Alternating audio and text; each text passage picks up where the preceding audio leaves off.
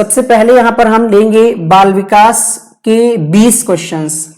बाल मनोविज्ञान कहें या फिर हम कहें बाल विकास, सिलेबस में बाल मनोविज्ञान लिखा है, तो यहां पर हम 20 क्वेश्चंस को सबसे पहले कराएंगे। आप सभी को नमस्कार, हाय, हेलो, जो भी लोग लिख रहे हैं गुड इवनिंग, उनको गुड इवनिंग, नमस्ते, बहुत सारा आशीर्वाद, प्रणाम, शुभकामनाएं। पहला प्रश्न आप सबके सामने पूछा जा रहा है, अधिगम का प्रतिस्थापन सिद्धांत किसने दिया? क्वेश्चन नंबर 1 का आप लोग उत्तर दीजिए। अब एक्स्ट्रा कमेंट अभी मत करिएगा।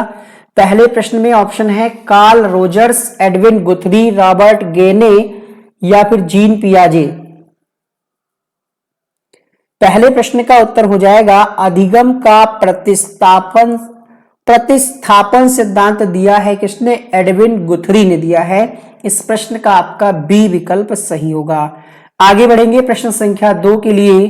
प्रश्न संख्या 2 है शारीरिक गतिक बुद्धि रखने वाले बच्चों की अंतिम अवस्था निम्नलिखित में से कौन हो सकती है? Question number 1।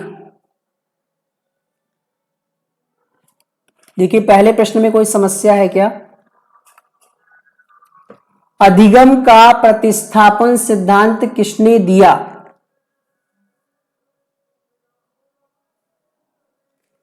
एडविन गुथरी के द्वारा दिया गया। ठीक है, इसी सिद्धांत को हम स्थानापन्न का सिद्धांत भी कहते हैं। यह सिद्धांत कहता है कि उत्तेजना और अनुक्रिया के बीच अधिकतम साहचर्य स्थापित करना चाहिए ताकि अधिगम की प्रक्रिया को और अधिक प्रभावशाली बनाया जा सके। तो अधिगम का प्रतिस्थापन सिद्धांत गुथरी के द्वारा दिया गया है।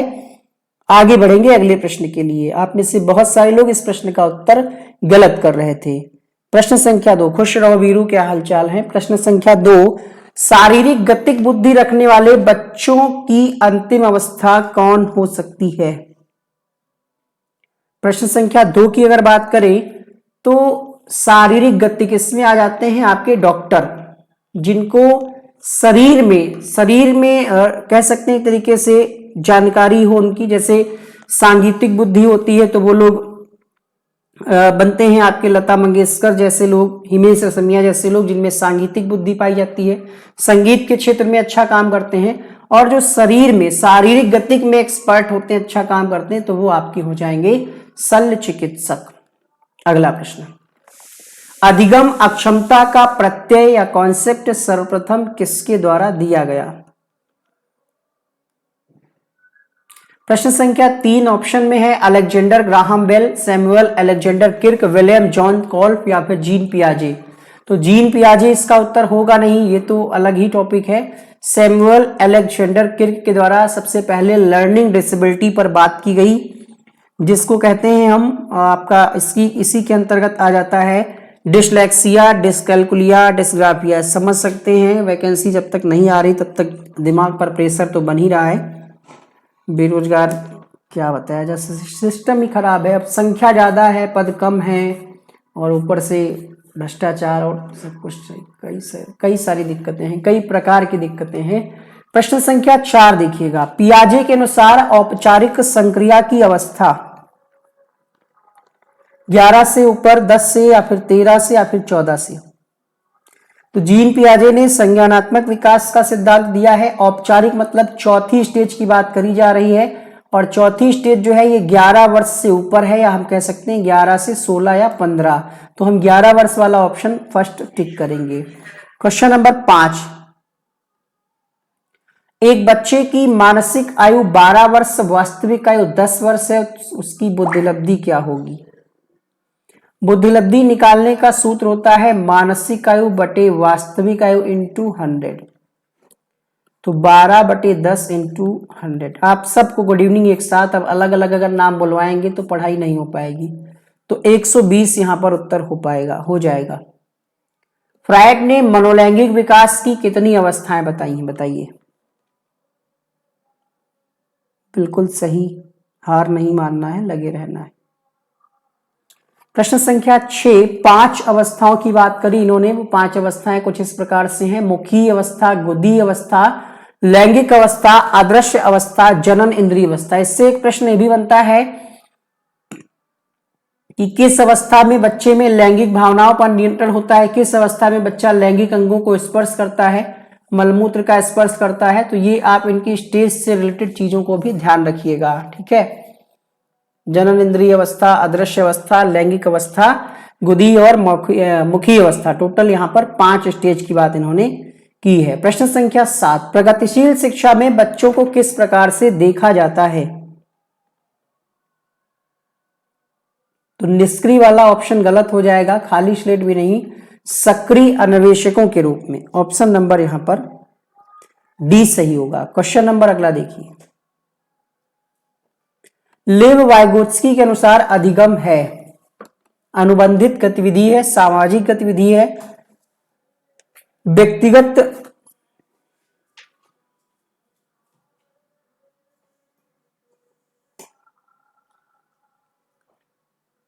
वाइगोत्स्की ने सामाजिक सांस्कृतिक भाषा विकास का सिद्धांत दिया है। तो यहां पर आपका उत्तर हो जाएगा, वाइगोत्स्की के अनुसार अधिगम क्या है? सामाजिक गतिविधि है, क्योंकि बच्चे अंतःक्रिया के माध्यम से समाज के द्वारा सीखते हैं, ऐसा वाइगोत्स्की का मानना था। गैनी द्वारा प्रस्तावित अधिगम का पदानुक्रमिक उच्चतम स्तर क्या होगा?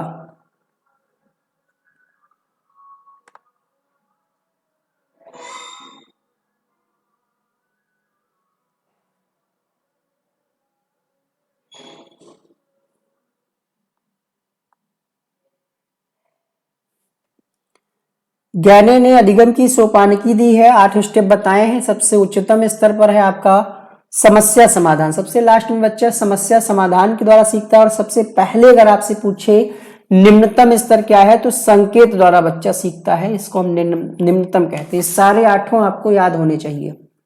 संकेत अधिगम, उद्दीपक अनुक्रिया अधिगम, श्रृंखला अधिगम, शाब्दिक साहचर्य अधिगम, विभेद अधिगम, संप्रत्यय और सिद्धांत अधिगम, और लास्ट में आ जाता है समस्या समाधान अधिगम। अगला प्रश्न देखिएगा, प्रश्न संख्या 10 है, किसके अनुसार शैशवावस्था सीखने का आदर्श काल है?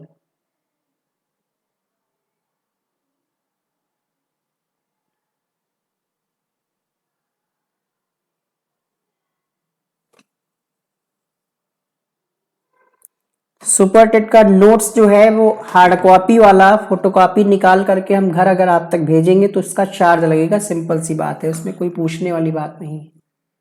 प्रश्न संख्या 10, उत्तर होगा यहां पर आपका क्वेश्चन नंबर 10 के लिए वैलेंटाइन का ये स्टेटमेंट है। ये कहते हैं कि शैशवावस्था सीखने का आदर्श काल है। विकास व्यक्ति में नवीन विशेषताएं, विकास व्यक्ति में नवीन विशेषताएं और योग्यताएं प्रस्फुटित करता है, ये कथन किसका है? Hurlock, James Drever, McDougall, Munro. ये परिभाषा है श्रीमती हरलॉक की। ये एक महिला मनोवैज्ञानिक है, नाम से नहीं लग रहा होगा कुछ लोगों को। अगला प्रश्न है यहां पर, अधिगमकर्ता केंद्रित विधि का आशय क्या है? अधिगमकर्ता केंद्रित, या फिर हम इसी को कह सकते हैं बाल केंद्रित।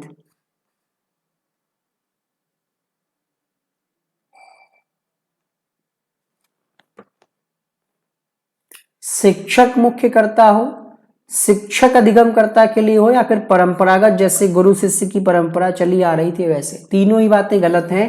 अधिगमकर्ता केंद्रित का मतलब ही है कि अधिगमकर्ता की पहल तथा प्रयास सम्मिलित हो उसमें। अगला, संविधान के किस संशोधन से शिक्षा एक मौलिक अधिकार बन गई है? 86वें संविधान संशोधन के तहत शिक्षा को मौलिक अधिकार का दर्जा दिया गया। इसमें आप 6 से 14 वर्ष तक के बच्चों को निःशुल्क शिक्षा की बात करते हैं। आरटीई एक्ट लागू किया गया, कब लागू किया गया? 2010 में, 1 अप्रैल 2010 में पूरे भारत में लागू किया गया। इनमें से कौन मनोवैज्ञानिक भाषा विकास से संबंधित है?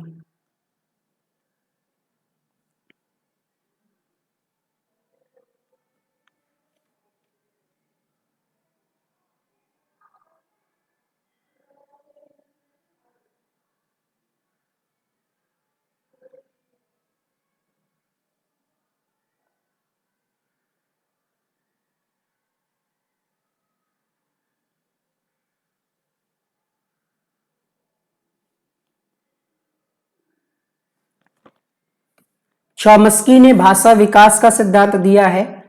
इनका यह मानना था कि बच्चे जन्म से ही लैंग्वेज एक्विजिशन डिवाइस के साथ जन्म लेते हैं, या फिर हम ये कह सकते हैं कि बच्चों में भाषा अर्जन की क्षमता जन्मजात होती है। प्रश्न संख्या 15, भाषा अवबोधन से संबंधित विकार है।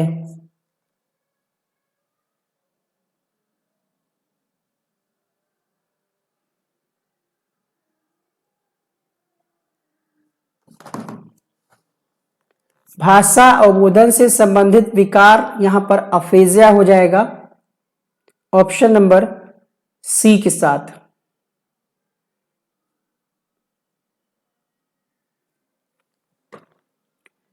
आनुवांशिकता की इकाई है क्रोमोसोम, निषेचित अंडा, जीन या फिर युग्मज।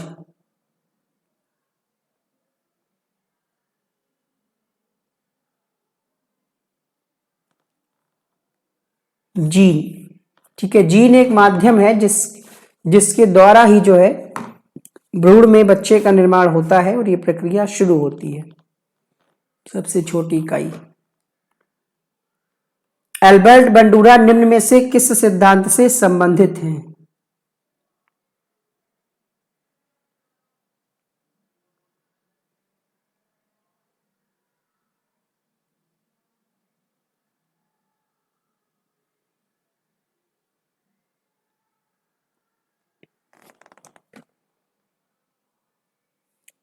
एल्बर्ट बंडूरा ने सामाजिक अधिगम सिद्धांत दिया, संज्ञानात्मक विकास से जुड़े हैं पियाजे। मनोसामाजिक विकास का सिद्धांत एरिक एरिक्सन ने दिया। अध्यापक के व्यक्तित्व के विकास में बाधक तत्व हैं।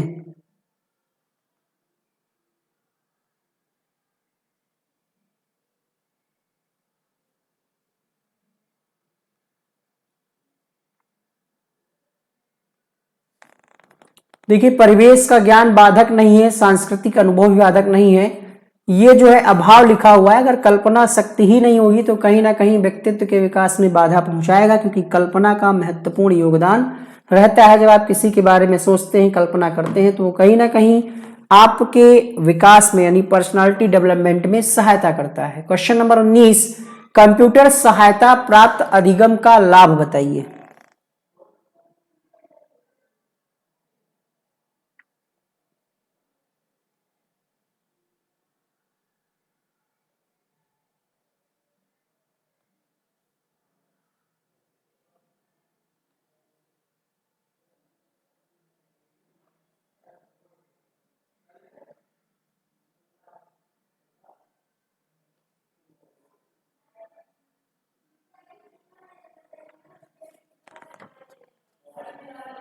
देखिए, कंप्यूटर से ये नहीं कह सकते कि आवश्यकता ही नहीं रहती है, टीचर की आवश्यकता रहती है, रोल रहता है।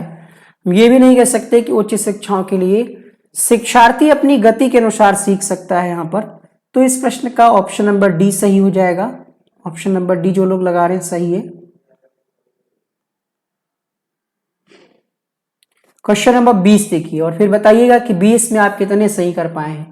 मानव संस्कार अथवा क्षमता में परिवर्तन जो धारण किया जाता है तथा जो वृद्धि की प्रक्रिया के ऊपर ही आरोपित नहीं है, ये कथन किसका है?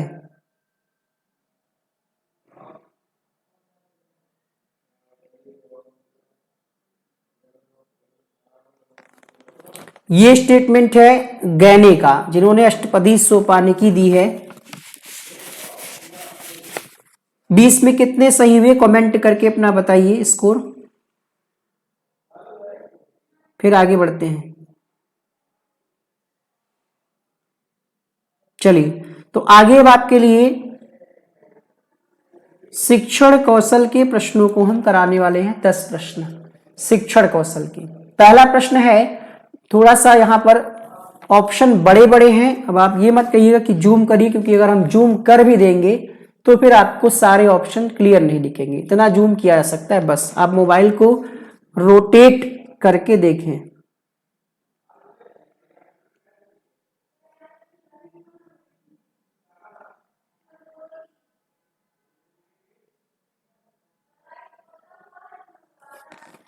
पूछ रहा है प्रदर्शित नहीं करता।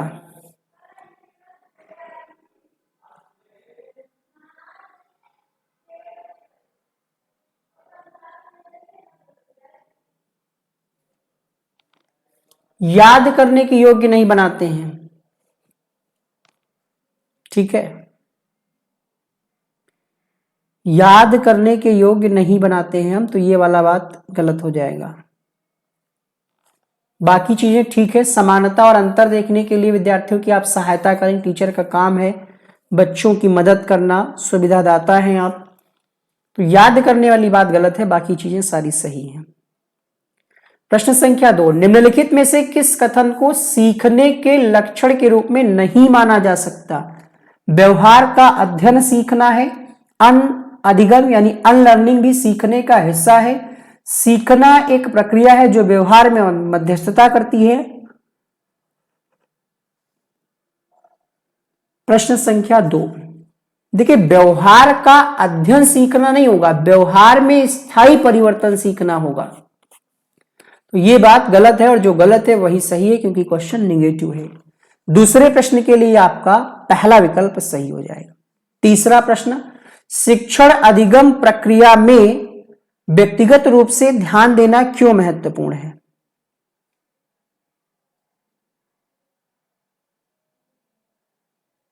बताइए।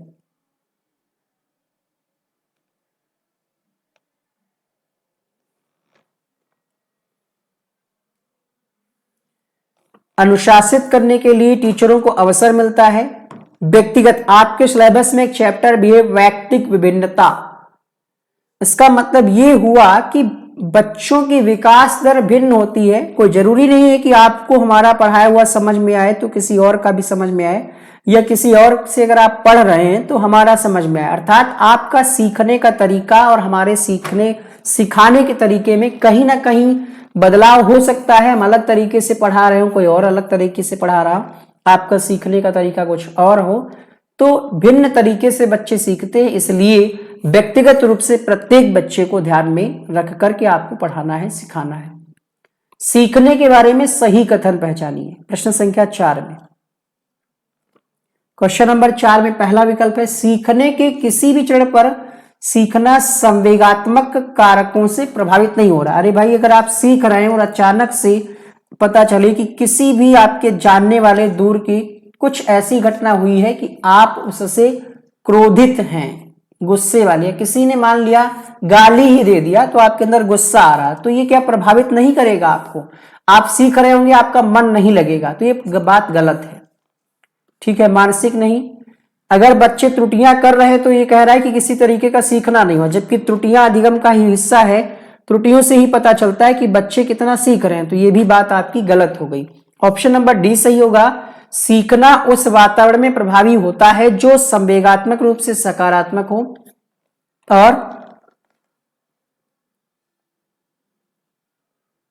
शिक्षार्थियों को संतुष्ट करने वाला हो। तो इस प्रश्न का आपका डी विकल्प सही हो जाएगा। पांचवा प्रश्न लिखिएगा, मूल्यांकन का मुख्य उद्देश्य होना चाहिए।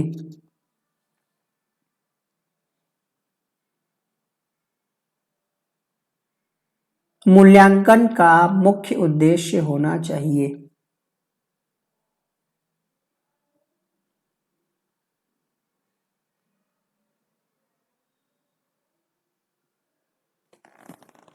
यह निर्णय लेना कि बच्चा कक्षा 4 में है, उसको 5 में भेजें, 5 में तो उसको 6 भेजें। कमियों का निदान और उपचार करना, या फिर कमियां निकालना, या फिर उपलब्धि को मापना। जरूरी यह है कि आप कमियों को पता करें, साथ साथ उपचार करें, यह उद्देश्य होना चाहिए। तो इस प्रश्न का आपका बी विकल्प सही हो जाएगा। डाल्टन शिक्षण विधि का विकास किसने किया? प्रोबेल, किलपैट्रिक, पारखस्ट या फिर डाल्टन?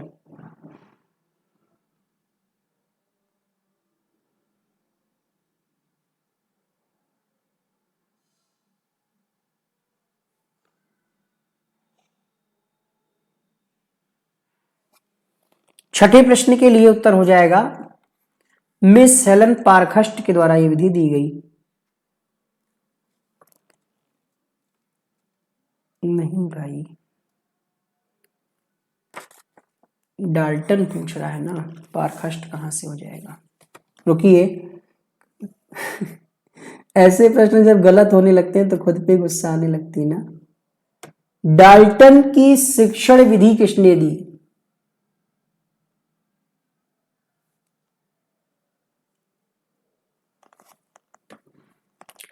सही है, 6 के लिए सी ही होगा, शिक्षण कौशल। ठीक है। भारत में शिक्षा प्रणाली, कुछ लोग लगा रहे थे यहां पर बी, तभी हमें लगा कहीं हम तो नहीं भूल रहे हैं कुछ। अच्छा, यहां पर कमेंट में ये भी होता है, अगर एक बच्चा बी लिख रहा है तो इसको देख करके जिसको नहीं आता है वो भी बी लिखने लगते हैं, या अगर कोई सी लिख रहा है तो फिर वो सी ही लिखने लगते हैं। सही है। 7वें प्रश्न में उत्तर होगा, भारत में जो शिक्षा प्रणाली है रोजगार के लिए तैयार करती है। क्वेश्चन नंबर 8, एक अच्छा अध्यापक विद्यार्थियों के मध्य बढ़ावा देता है। प्रतियोगिता की भावना को, सहयोग, भेदभाव, तटस्थता। तो अगर अच्छा अध्यापक है तो सहयोग की भावना को बढ़ावा देगा, बच्चे सहयोग से भी सीख सकें। क्वेश्चन नंबर 9 देखिएगा, कक्षा में वैयक्तिक विभेद, अगर वैयक्तिक विभेद हैं तो क्या है, उसका परिणाम क्या होगा? क्या ये लाभकारी है, हानिकारक है? अगर हैं तो क्यों है?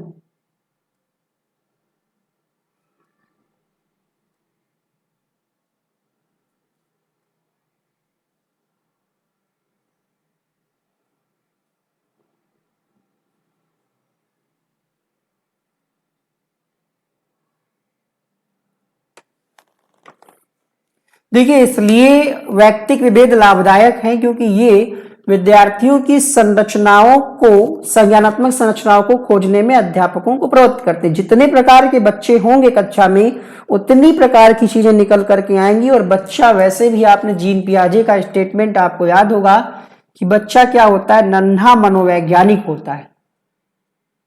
तो वैयक्तिक विभिन्नता लाभकारी है, अलग अलग चीजें निकल करके आएंगी।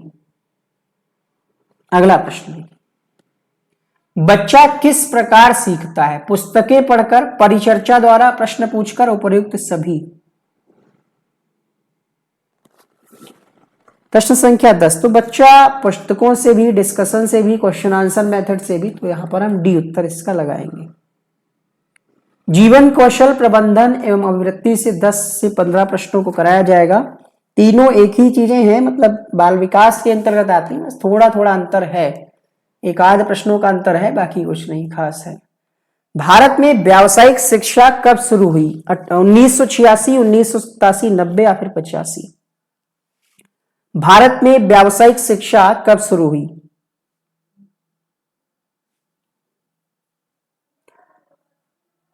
देखिए, इसमें जो है आपकी 1964-66 में राष्ट्रीय शिक्षा आयोग की रिपोर्ट आई, जिसमें कुछ सुझाव दिए गए व्यावसायिक शिक्षा को लेकर के, और उन्हीं को 1986 में जो शिक्षा नीति आई है उसी में व्यावसायिक शिक्षा की शुरुआत की गई, वोकेशनल एजुकेशन। अभिप्रेरणा और अधिगम के बारे में सत्य कथन। प्लीज आप लोग कमेंट ऑफ करके, मोबाइल को रोटेट करके आंसर करें, ऐसे आपको हो सकता है सारे ऑप्शन ना दिख रहे हो। अगर हम जूम करेंगे तो फिर आपका ही नुकसान है ना। थोड़ा सा हमने कर दिया, इससे ज्यादा करेंगे तो फिर आधा इधर दिखेगा आधा उधर। दूसरे प्रश्न की बात करें, कह रहा है यहां पर कि अधिगम में प्रेरणा की कोई भूमिका नहीं होती। है गलत है, क्योंकि मोटिवेशन का अहम रोल होता है। कह रहा है केवल तभी प्रभावित होगा जब बाहरी रूप से प्रेरित हो, मतलब आप आंतरिक रूप से, अगर आपका मन कर रहा है पढ़ने का तो वो मोटिवेशन नहीं है। ये भी बात गलत है। सही क्या है फिर? सही है, अधिगम तभी प्रभावी होता है जब शिक्षार्थियों में भीतरी प्रेरणा हो, सीखने की अंतर्निहित इच्छा हो। आपके अंदर अगर सीखने की इच्छा नहीं है, कितना भी आपको कोई मोटिवेट करे, आप नहीं सीखेंगे। तो आपके अंदर सीखने की इच्छा हो, फिर हम मोटिवेट करेंगे। जैसे आप क्लास लेना चाह रहे हैं तो हम आपको मोटिवेट करेंगे तो वो काम करेगा। ठीक है, यही रिलेशन है अधिगम और अभिप्रेरणा का। अगला प्रश्न, विद्यार्थियों को दिए जाने वाले परामर्श की सर्वाधिक उपयोगिता यह है कि।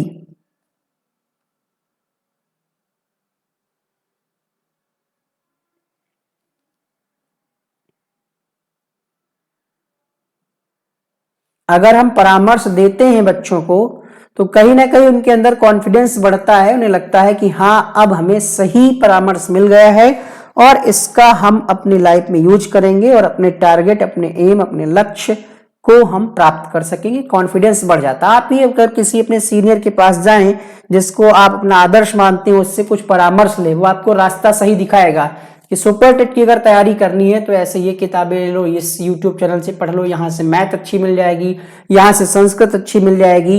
आपको जब परामर्श मिल जाएगा कि ऐसे ऐसे तैयारी करनी, तो आपके अंदर क्या है, कॉन्फिडेंस बढ़ेगा। ठीक है, बी नहीं सी इसका उत्तर होगा।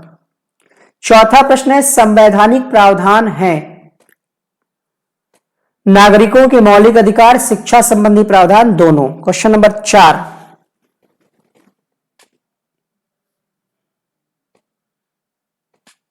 उत्तर होगा ये दोनों, ऑप्शन नंबर सी। प्राथमिक विद्यालय शिक्षक को अपने शिक्षार्थियों को अभिप्रेरित करने के लिए किस रणनीति को अपनाना चाहिए? आप प्राथमिक के टीचर हैं मान लीजिए कुछ देर के लिए, और एक दिन तो आप बनेंगे ही, तो आपको बच्चों को मोटिवेट करना है, कैसे करेंगे? पांचवें प्रश्न की अगर हम बात करें,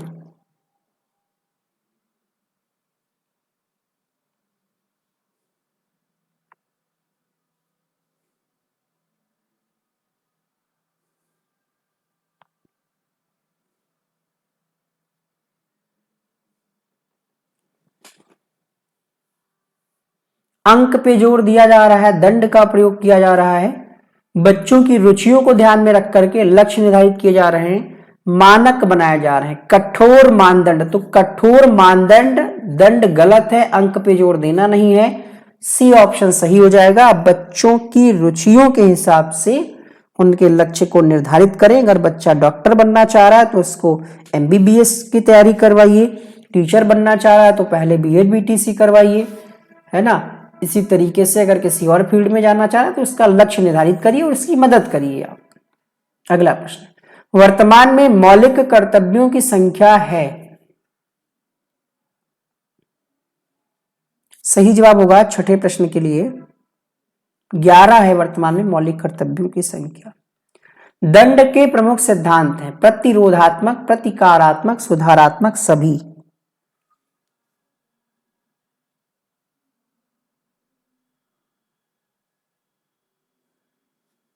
अभी हम आपके कमेंट्स के उत्तर नहीं दे रहे हैं, लास्ट में देखेंगे तब आप अपने सवालों को पूछ सकेंगे।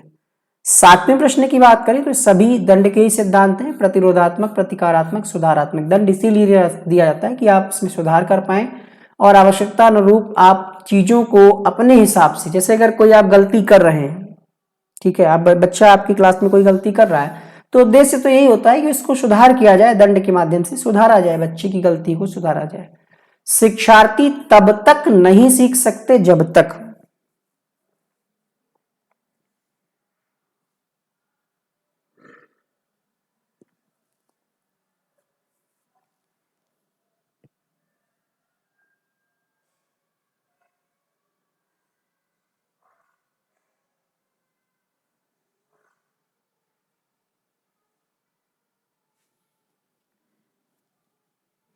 जब तक आप सीखने के लिए तैयार नहीं, कोई जबरदस्ती आपको नहीं सिखा सकता, नहीं पढ़ा सकता। सी सही होगा यहाँ पर। डैश प्रेरणाएं अनुभूतियों के संतुष्टिकरण की अवस्थाओं तक पहुंचने और वैयक्तिक लक्ष्यों को प्राप्त करने की आवश्यकताओं को संबोधित करती हैं।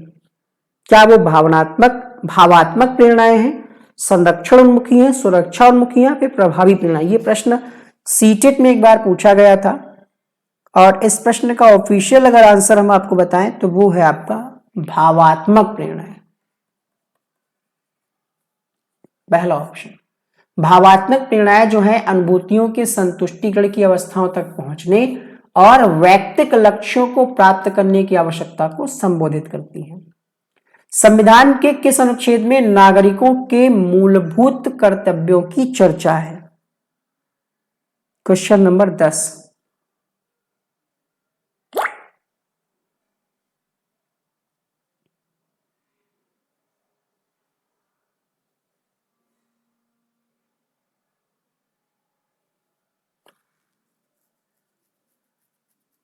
ए,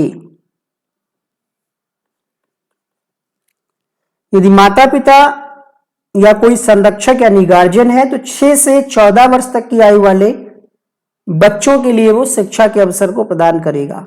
कोई बाधा नहीं बनेगा। 11वां प्रश्न देखिए, शिक्षा में आईसीटी के उपयोग में कौन सा कथन गलत है? इंफॉर्मेशन कम्युनिकेशन टेक्नोलॉजी, आईसीटी का फुल फॉर्म।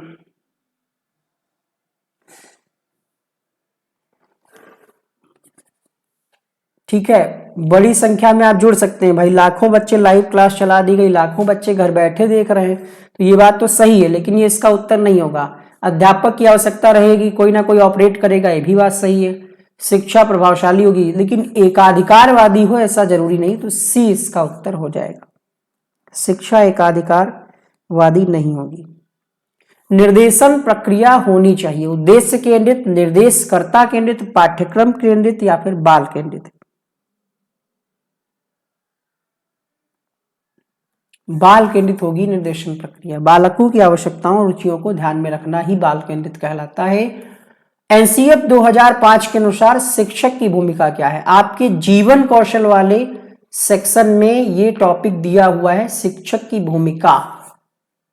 ठीक है, तो वहीं से एक आध प्रश्न इसी टाइप से आएंगे, बहुत कठिन इसमें नहीं पूछा जाएगा। सुविधादाता या फैसिलिटेटर, सुगमकर्ता भी हम कहते हैं। किसी प्रगतिशील कक्षा की व्यवस्था में शिक्षक ऐसे वातावरण को उपलब्ध कराकर अधिगम को सुगम बनाता है जो खोज को प्रोत्साहन देता है, नियामक है, समावेशन को प्रोत्साहित करता है, आवृत्ति को बढ़ाता है। प्रश्न संख्या 14, खोज को प्रोत्साहित करेगा। प्रगतिशील शिक्षा का मतलब ही है यहां पर कि बच्चे खोज आधारित सीखे, करके सीखे, सक्रिय अधिगम हो।